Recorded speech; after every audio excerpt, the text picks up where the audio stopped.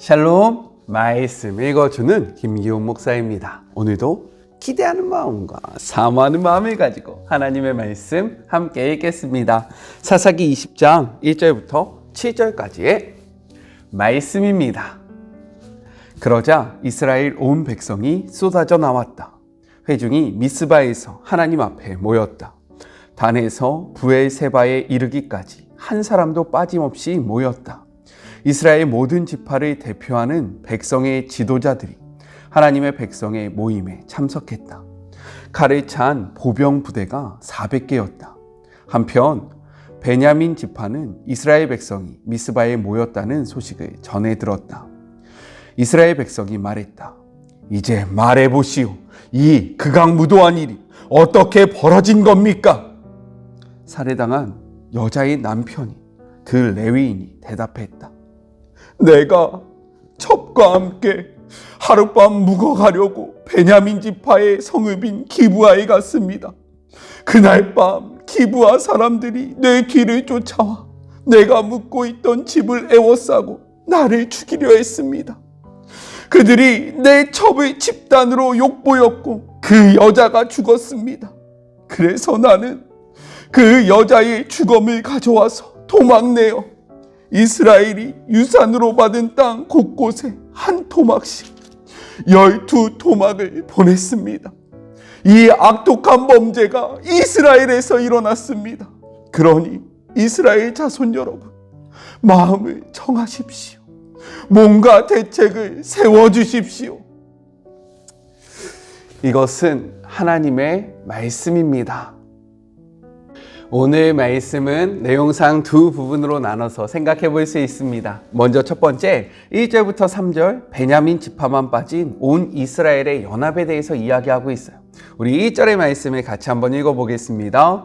이에 모든 이스라엘 자손이 단에서부터 브엘세바까지와 길르앗 땅에서 나와서 그 회중이 일제히 미스바에서 여호와 앞에 모였으니 라고 기록되어 있습니다. 레위 사람의 충격적인 소회 무엇이었습니까? 첩의 시신을 쪼개서요 12조각으로 나눠서 온 이스라엘에게 보냈고 그것을 받은 이스라엘이 이제 집결했습니다. 단은요 가나안, 이 가나안은 요단 서쪽편을 의미하는데 가나안 최북단이고요. 그리고 브엘세바는 가나안의 최남쪽에 있는 성읍이었습니다. 우리가 가끔 이런 말을 쓰잖아요. 한라에서 백두까지. 이것은 우리나라의 영토를 이야기하지 않습니까? 마찬가지로 단에서부터 브엘세바까지는요 가나안의 전 영토를 뜻하고 있다라는 거예요. 그리고 길르앗은요 요단 동편에 있는 루벤, 갓 그리고 므낫세 반 지파가 거주하고 있는 그러한 땅을 나타냅니다. 따라서 이 표현은 무엇을 나타내냐? 요단강 서편, 우리가 이야기하는 가나안 땅에 살고 있는 이스라엘 지파와 그리고 요단강 동편에 살고 있는 이스라엘 지파, 즉 온 이스라엘 지파가 하나 되어 모여 있음을 이야기하고 있는 거예요. 성경은요 이들이 일제히 모여 있다라고 이야기합니다. 여기서 일제히라는 이 단어는요 한 사람과 같다라는 의미를 가지고 있어요. 온 이스라엘 백성이 한 사람처럼 한 마음으로 이곳에 모여 있음을 보여주고 있는 것입니다. 우리 2절의 말씀을 같이 한번 읽어볼까요? 온 백성의 어른, 곧 이스라엘 모든 지파의 어른들은 하나님의 백성의 총회에 섰고 칼을 빼는 보병은 40만 명이었으며 라고 기록되어 있습니다. 민수기 26장 51절의 기록을 보면요 출애굽할 당시 장정의 수가 60만이었다 라고 이야기하고 있어요. 그리고 훗날 사울이 암몬과의 전쟁을 하기 위해서 군사를 모았을 때 사무엘상 11장 8절에는요 33만 명의 그러한 군사가 모였다라고 기록하고 있습니다. 지금 이때 몇만 명이 모였다라고 이야기합니까? 40만 명이 모였다라고 이야기한 것은 무슨 의미냐? 이스라엘의 온 백성들이 모두 나와 있음을 분명하게 보여주는 그러한 수적인 표현이라는 거예요.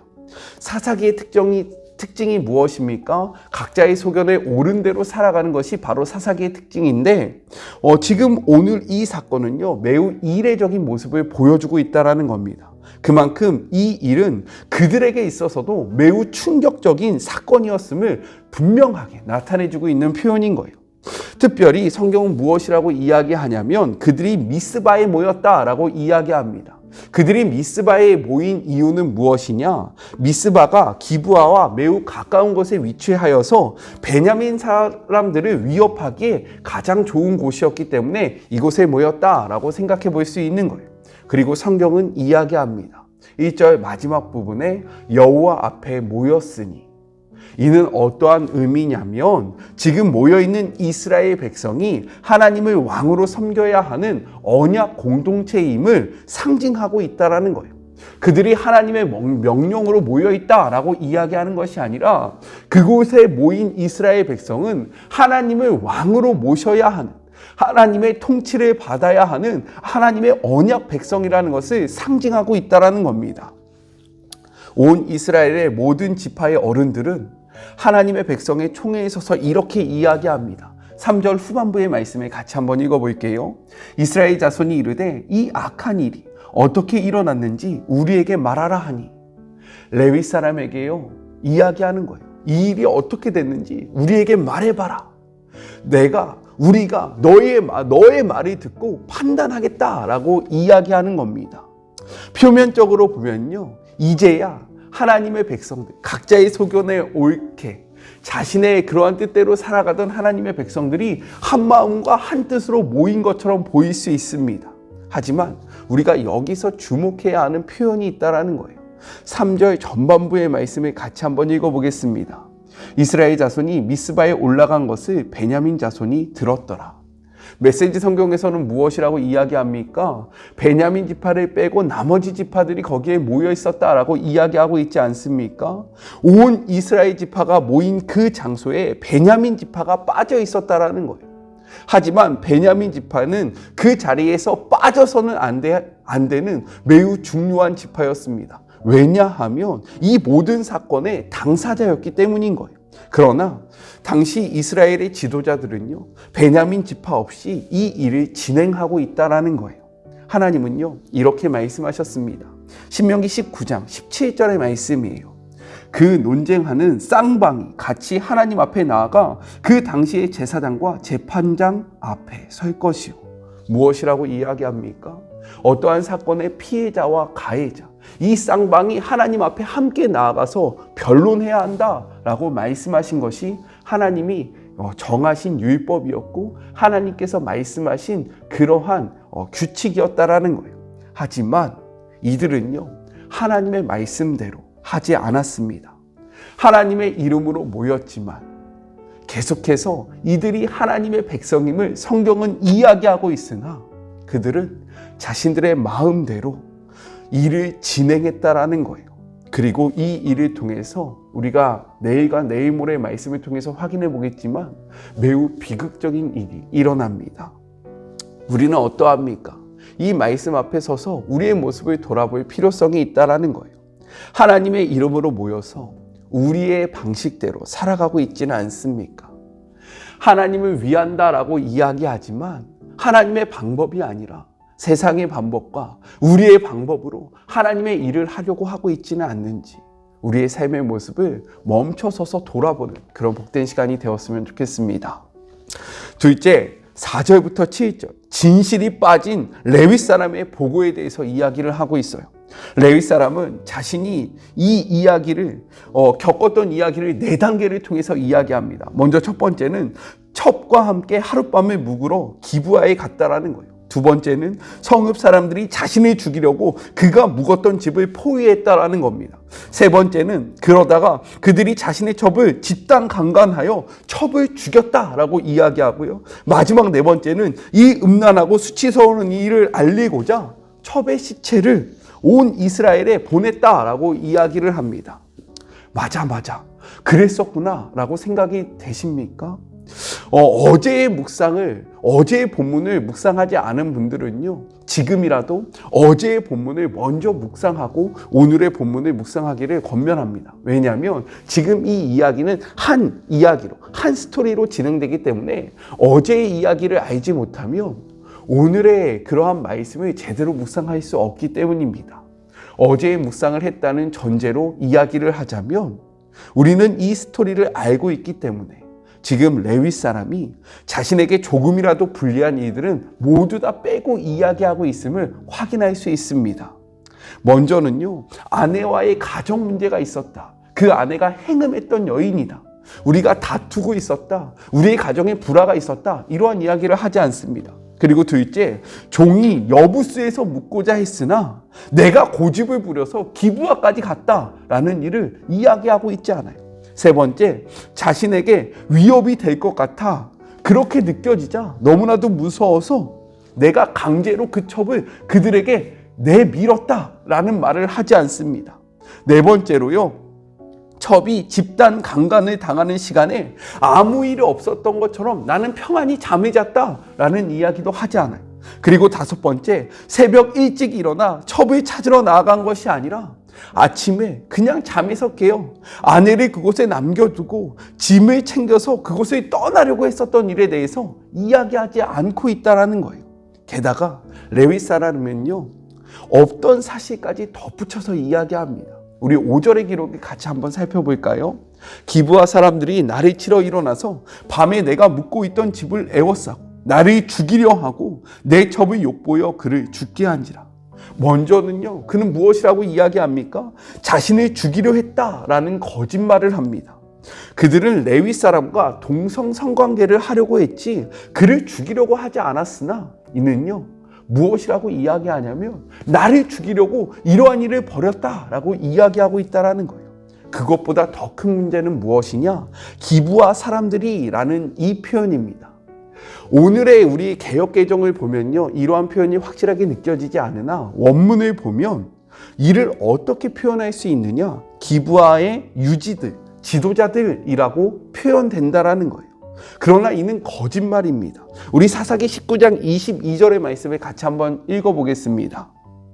그들이 마음을 즐겁게 한 때에 그 성읍의 불량배들이 누가 찾아왔다라고 이야기합니까? 그 성읍의 지도자들이 찾아왔다라고 이야기합니까?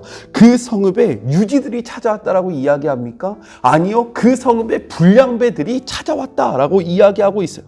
그 집을 에워싸고 문을 두들기며 집 주인에게 말하여 이르되 내 집에 들어온 사람을 끌어내라. 우리가 그와 관계하리라 하니라고 기록되어 있어요. 그들은요, 성경의 기록대로 보면 그 지역의 불량배들이었습니다. 하지만 레위 사람은요, 그들을 기브아의 지도자들이다라고 이야기하면서 온 이스라엘과 기브아 사람들 사이, 즉 베냐민 사람들 사이에 이간질을 하고 있는 거예요. 자신의 목적을 이루기 위해서, 자신의 야망을 이루기 위해서 사실을 왜곡시키고요, 사실을 곡해해갖고 다른 말을 하면서 지금 자신의 상황에 맞게 이 상황을 재편집하고 있다는 겁니다. 이 일을 말미암아 어떻게 됩니까? 이 이야기를 들은 이스라엘 사람들이요, 감정적으로 격해져서 내일과 내일 모레의 말씀을 보면 베냐민 지파를 거의 몰살시키는 이러한 비극적인 일이 일어나게 됩니다.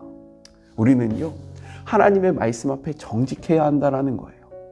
레위 사람처럼 나의 만족과 나의 유익을 위해서 거짓말을 해서는 안 된다는 겁니다. 있는 사실 그대로를 이야기하는 것이 그리스도인이지, 나의 만족과 나의 유익을 위해서 사실을 왜곡시키고 거짓말을 해서 사람들의 감정을 움직이는 그러한 일을 해서는 절대로 안 된다는 거예요.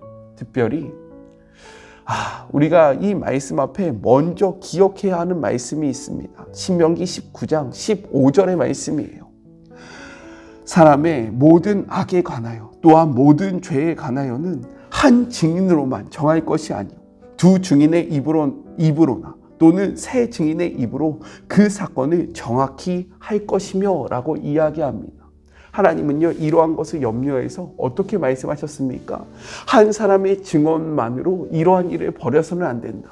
두 사람 혹은 세 사람이 동일한 사건을 보고하게 하여 정확하게 이 사건을 판단해야 한다라고 이야기했지만, 온 이스라엘 사람들은요, 오직 레위 사람들의 말에, 레위 사람의 말만 듣고요, 이 일을 판단했고 이 일을 결정했다라는 거예요. 그렇기 때문에 우리는 감정에 따라서 행동할 것이 아니라 말씀을 기억하며 살아가야 한다라는 겁니다. 오늘 하루, 오늘의 본문을 기억하면서 감정이 아니라 하나님의 말씀을 기준 삼는 그런 복된 하루가 되었으면 좋겠어요. 우리의 감정은 실수가 있지만 하나님의 말씀은 실수가 없기 때문입니다. 우리 같이 기도할까요? 하나님 감사합니다. 오늘도 말씀을 통해서 우리가 어떻게 살아가야 하는지, 우리의 삶의 모습이 어떠해야 하는지 분명하게 이야기하여 주심에 감사합니다. 하나님, 우리가 하나님의 이름을 이야기하고 있지만 우리의 마음대로 살아가고 있지는 않습니까? 하나님의 말씀보다 우리의 감정이 앞서서서 먼저 결정하고 행동하고 있지는 않습니까? 주님, 우리는 말씀을 쫓아가는 사람들입니다. 그리스도인입니다. 예수님이 걸어가신 그 길을 따라가는 자들입니다. 주님이 말씀을 앞서지 않았던 것처럼 말씀 앞에 정직하고 온전히 하나님의 말씀만 전하셨던 것처럼 우리도 예수님을 닮아 그러한 삶을 살아가는 참된 그리스도인들이 되게 하여 주시옵소서. 함께 하실 주님을 바라보며 거룩하신 예수님의 이름으로 기도드립니다. 아멘.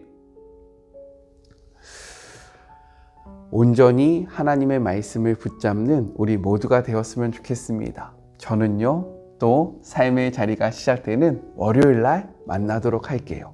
사랑하고 주님의 이름으로 축복하면서 오늘 하루도 힘내세요. 우리 월요일 날 만나요. 안녕. 오늘도 수고하셨습니다.